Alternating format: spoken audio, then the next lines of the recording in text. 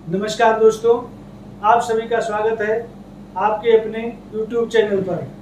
आज का विषय है संतान प्राप्ति के लिए संतान गोपाल मंत्र। आज मैं इस विषय को लेकर के आप लोगों के समक्ष समुपस्थित हुआ हूँ और मुझे पूर्ण विश्वास है कि अगर आप श्रद्धा और भक्ति से मेरे बताए हुए इस संतान गोपाल मंत्र का पाठ विधि विधान से कर लेते हैं तो आशा ही नहीं पूर्ण विश्वास है कि भगवान की कृपा से, कृष्ण भगवान के आशीर्वाद से आपके घर में कृष्ण के सदृश सुंदर आपके घर में संतान का अवतरण अवश्य होगा।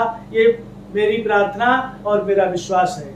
आइए हम लोग जानते हैं कि किस प्रकार से हम संतान प्राप्ति के लिए संतान गोपाल मंत्र का उपयोग करेंगे, किस प्रकार से उसकी विधि है, किस प्रकार से उसका जाप करना चाहिए और कौन सी तिथि में करना चाहिए, यह सब मैं आपको सविस्तार बताऊंगा। उससे पहले दोस्तों, अगर आप लोगों ने हमारा चैनल सब्सक्राइब नहीं किया है तो आप इसे सब्सक्राइब अवश्य कर दें। इसी आशा के साथ हम आपको यह वीडियो लेकर के आए हैं कि आपकी मनोकामना भगवान की कृपा के द्वारा, कृष्ण की कृपा के द्वारा अवश्य परिपूर्ण हो। आइए हम जानते हैं कि किस प्रकार से हमें संतान गोपाल मंत्र का पाठ करना है या करवाना है और किस विधि से करना है और किस तिथि में करना है, किस दिन करना है, वो हम लोग जान लेते हैं। तो सर्वप्रथम हम यह जानते हैं कि यह गोपाल मंत्र हमें किस तिथि में करना चाहिए।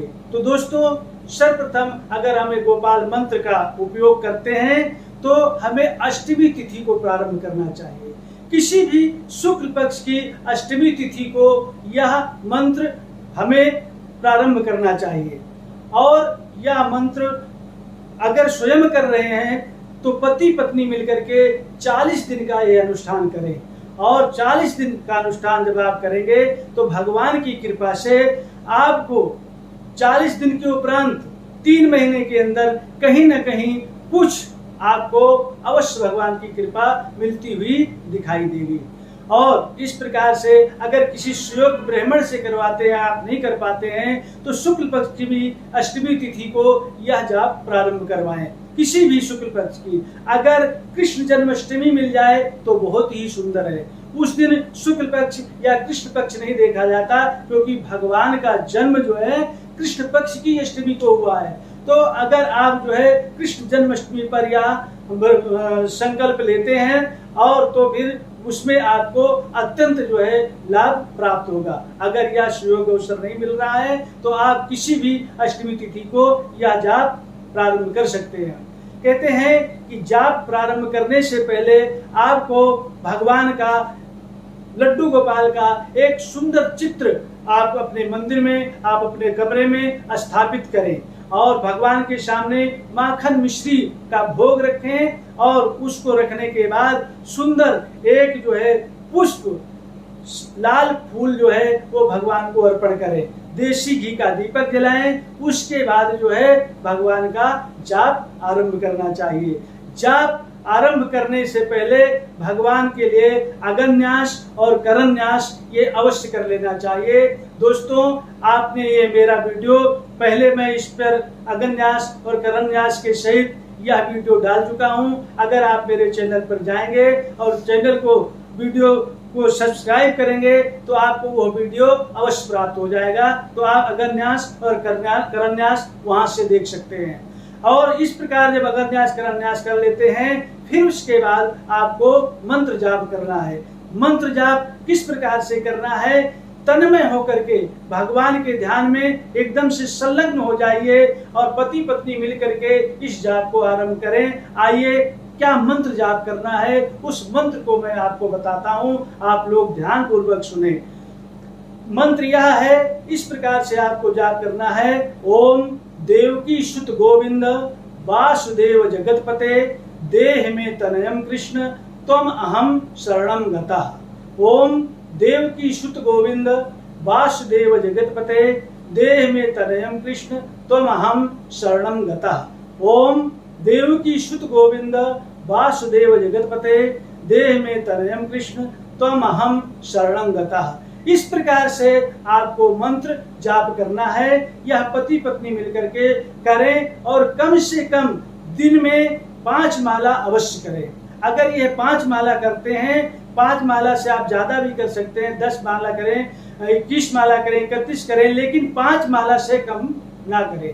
अगर आप 40 दिन लगातार यह 5 माला श्रद्धा और भक्ति से करते हैं तो भगवान की कृपा आपके ऊपर अवश्य बरसेगी और आपका ये मनोरथ अवश्य परिपूर्ण हो जाएगा। इसमें किंचित मात्र संदेह नहीं है। कहते हैं कि इस प्रकार अगर आप ये कर लेते हैं और भगवान की कृपा से आपका मनोरथ परिपूर्ण हो जाता है, तो जब यह मनोरथ आपका परिपूर्ण हो जाए तो किसी संयुक्त ब्राह्मण के द्वारा उसको बुला करके और उसके बाद इसका दशांश पाठ का हवन, तर्पण और मार्जन ये किसी संयुक्त ब्राह्मण से ही करना चाहिए। स्वयं आप जो है हवन नहीं कर सकते।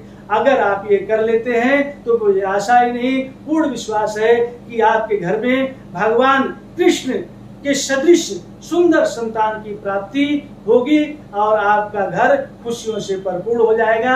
अगर यह मनोरथ आपका परिपूर्ण हो जाता है तो आने वाली जो भी आपके जीवन में जन्माष्टमी पड़ेगी उसमें आपको भगवान की कृपा जितनी दे रखी है, जितना सामर्थ्य आपके पास हो रखा है, उस सामर्थ्य के अनुसार आप एक चांदी की बांसुरी या सोने की बांसुरी या कोई लकड़ी की बांसुरी आप भगवान कृष्ण के मंदिर में जाकर के ये अवश्य चढ़ाएंगे। ये हमारी तरफ से हाथ जोड़ करके नम्र निवेदन है, क्योंकि जो कुछ भी मिला वो हमें भगवान की कृपा के द्वारा मिला। तो इसलिए भगवान की कृपा अगर हमें मिल गई है तो उन्हें हमें भूलना नहीं है, उनको हमें हमेशा प्रसन्न रखना है।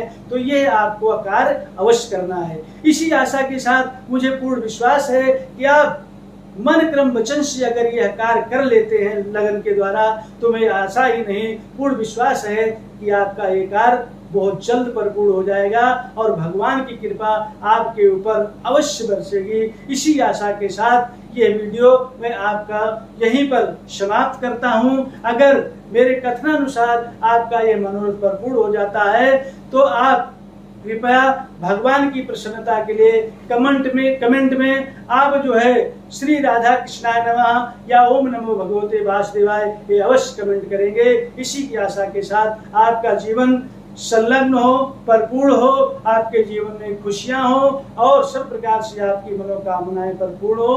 ओम नमो भगवते वासुदेवाय। हरि ओम तत्सत।